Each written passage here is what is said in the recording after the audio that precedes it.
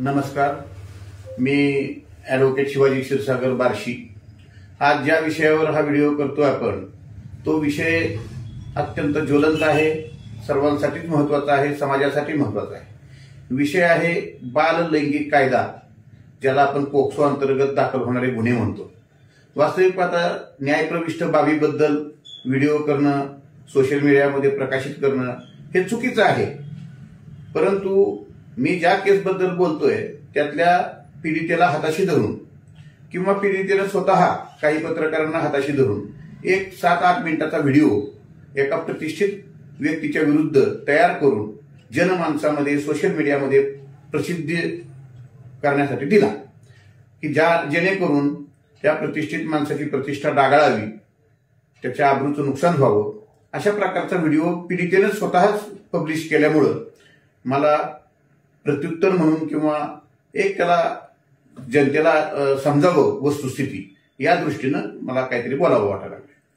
ह्यात झालंय काय की बहुचर्चित केस आहे की बार्शीतील एका लॉज मालकाच्या विरुद्ध एका पीडित मुलीने लैंगिक छळाची तक्रार लातूरमध्ये केली। आता केस काय होती तिच्या म्हणण्याप्रमाणे की 19 मे 2025 रोजी या पीडित मुलीच्या आईनं लातूरच्या MIDC पोलीस स्टेशनमध्ये तक्रार अशी केली की माझी मुलगी 16/5 पासून बेपत्ता आहे। म्हणजे 3 दिवसानं तिनं ही तक्रार नोंदवली, मिसिंगची कंप्लेंट आपण म्हणूया। अशी मिसिंग झाल्यानंतर अचानकपणे 16 जूनला ही मिसिंग झालेली मुलगी ही लातूरच्या पोलीस स्टेशनमध्ये आईला घेऊन गेली आणि काय काय घटना घडल्या ही एक काल्पनिक स्टोरी करून पोलिसांना सांगितली। आता तिनं काय सांगितलं, मला 16 तारखेला एका मुलानं रिक्षामध्ये घातलं आणि तो मुलगा यामध्ये आरोपी नंबर 3 आहे आणि आरोपी नंबर 2 एक दुसरी महिला आहे, त्या महिलेकडे मी नेऊन तिला सोडलं। पुढे काय सांगते ती की त्या महिलेबरोबर मी मुरुड, धाराशिव, येरमाळा इत्यादी ठिकाणी मी फिरले आणि 24 मे पासून 28 मे पर्यंत त्या महिलेनं मला बार्शी येथील एका लॉजमध्ये ठेवलं आणि मला म्हणाली की मी 4 दिवसांनी येते, म्हणजे 28 तारखेला येते। त्यामध्ये दरम्यानच्या काळात 25 तारखेला दुपारी 2 वाजता लॉजच्या मालकानंच माझ्यावर लैंगिक अत्याचार केला, अशा प्रकारची तिनं स्टोरी तयार केली। तिचं पुढं म्हणणं असं आहे की 28 तारखेला जेव्हा माझ्याकडे ही आरोपी नंबर 2 आली, तिच्याबरोबर मी पुण्याला गेले, भोसरीला गेले, चिंचवडला गेले, इतरत्र फिरले आणि 15 जूनला म्हणजे तब्बल 22 दिवसाने ही मुलगी म्हणते की मी तिथून पळ काढला आणि मग मी लातूरला गेले आणि झालेली घटना पोलिसांना सांगितली। तिच्या घटनेच्या वर विश्वास ठेवून किंवा तिच्या म्हणण्याप्रमाणे पोलिसांना नाईलाजानं दाखल करून घ्यावाच लागतो अशा प्रकारचा FIR त्यांनी तो दाखल केला। आरोपीला 20 जूनला बार्शी येथे लातूरच्या पोलिसांनी येऊन अटक करून घेऊन गेले। अशा केसमध्ये आरोपी शक्यतो पळून जाण्याचा प्रयत्न करतो किंवा अटकपूर्व जामीनचा प्रयत्न करतो, पण यामध्ये आरोपी हा स्वतः निर्दोष असल्यामुळे त्यानं निर्णय घेतला की आपण ह्या सर्व गोष्टींना खंबीरपणे सामोरे जायचं। पोलिसांच्या तपासाला पूर्ण सहकार्य केलं। त्यानंतर जेव्हा जामीनची वेळ आली त्यावेळी आम्हाला स्वतःला खात्री होती त्या पुरुषाची जी बार्शीतली प्रतिमा आहे, इज्जत आहे, प्रतिष्ठा आहे, यावरून खात्री होती की याच्याकडून असं कुठलंही घाणेरडं कृत्य झालेलं नाही। मग ही केस का केली असावी, तर त्यासाठी आम्ही फिर्यादी तसंच ती पीडित मुलगी, तिचे मामा या लोकांचा कोर्टामध्ये असलेला सहभाग, पूर्वीच्या झालेल्या केसेस ह्याची छाननी केली, तपास केला। तपासामध्ये आम्हाला अत्यंत गंभीर गोष्टी दिसून आल्या की याच मुलीचा वापर करून तिच्याच मामानं पूर्वी एक केस दाखल केलेली होती, ती क समरीमध्ये केलेली आहे, दाखल झाल्यानंतर गुन्हा निष्पन्न झाला नाही म्हणून क समरी केली।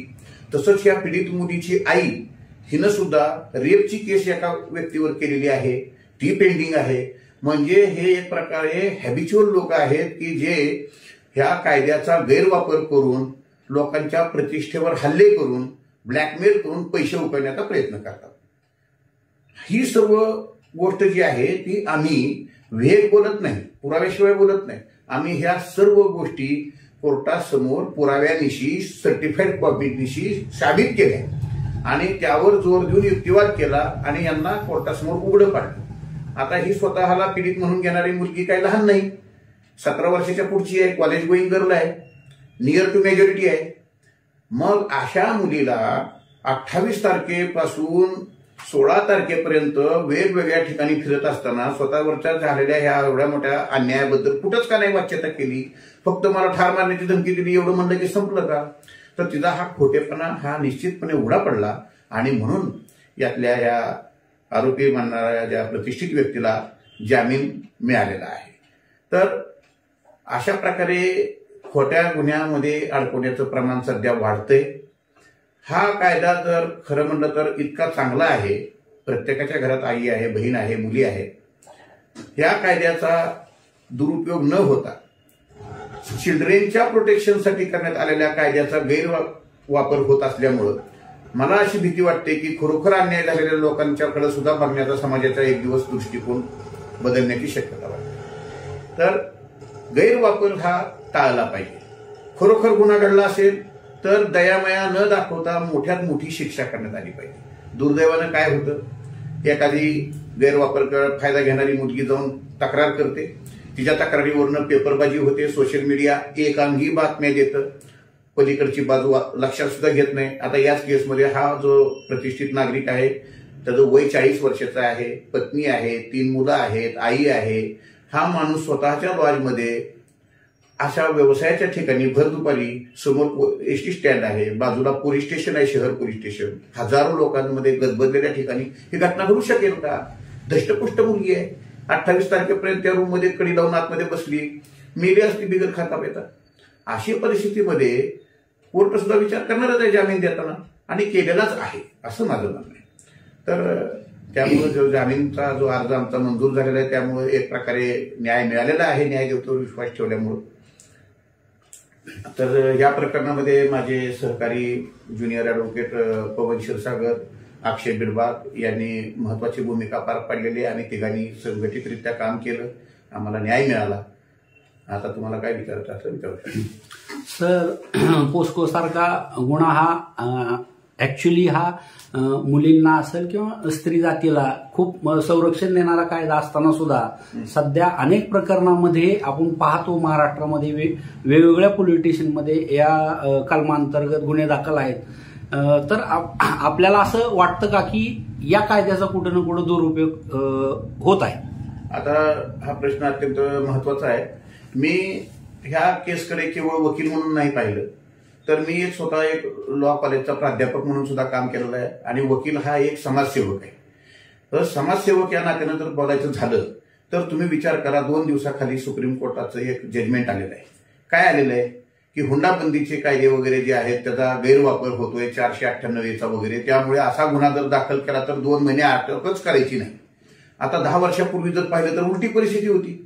केवळ गुन्हा दाखल होणार म्हणेपर्यंत लोकांची धावपळ व्हायची, अटकपूर्व जामीन नाही, लोक घाबरून जायचे.